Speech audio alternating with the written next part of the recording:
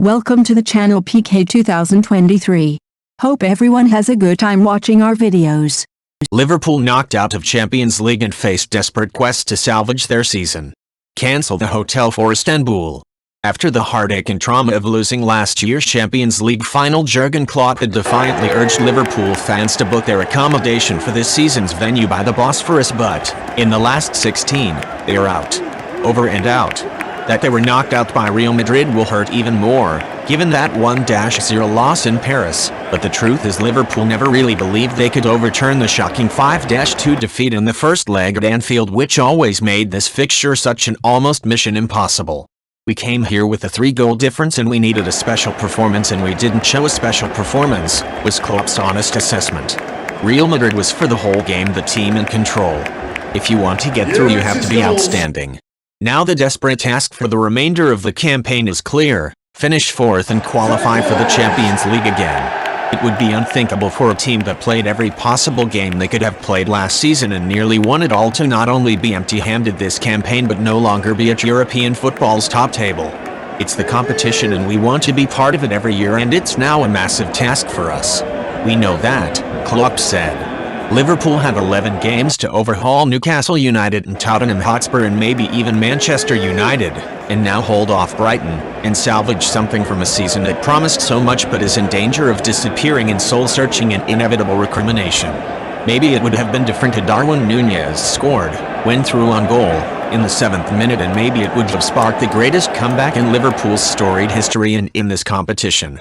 But there were not many maybes on a night when Liverpool's best player was goalkeeper Alisson, who made 3 outstanding saves before being beaten, and Klopp's assessment that they had a 1% chance of going through was not false modesty or playing it down but was just wholly accurate.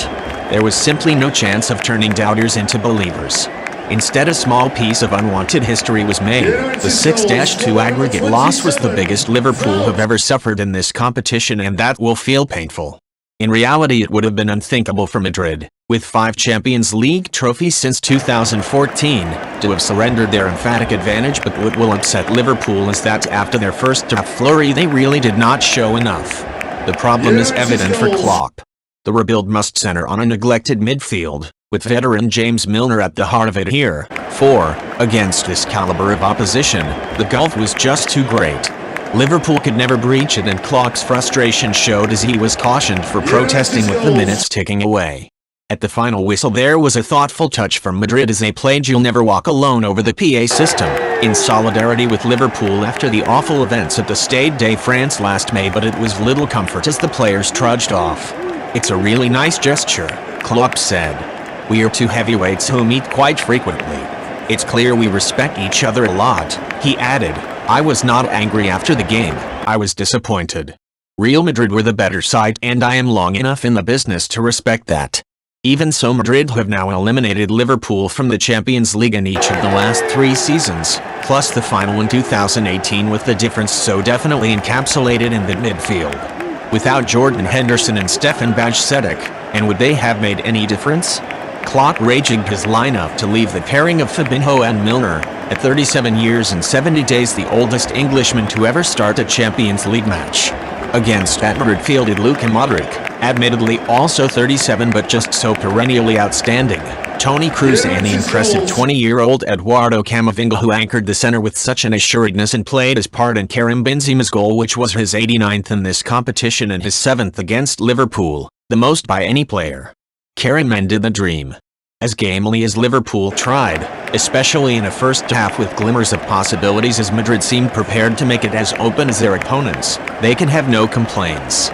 Madrid's 17 shots to Liverpool's 9 told its own story, while the strangely flat atmosphere betrayed how ultimately comfortable it all was. Rarely will such a potentially epic encounter, between 2 such titans, have had so little jeopardy. And yet, Núñez was clear on goal only to shoot weakly, with Thibaut Courtois saving with his legs. Diogo Jota miscued a volley and Courtois saved well from Jota and also Núñez. If one, or more, of those first-half opportunities had gone in, who knows? Against that, Alisson made 2 world-class saves to firstly deny Vinicius Jr. from close range and, as astonishingly, tip Camavinga's 25-yard shot onto the crossbar. He was also stopped from Federico Valverde. So Liverpool knew the score with their fate sealed when the outstanding Camavinga picked out Benzema, who was blocked by Virgil van Dijk only for Vinicius to square the ball to the striker whose side footed home. Now all Liverpool want to book is their place in next season's Champions League. Thank you for watching our video. Please subscribe channel, comment and sharing our videos.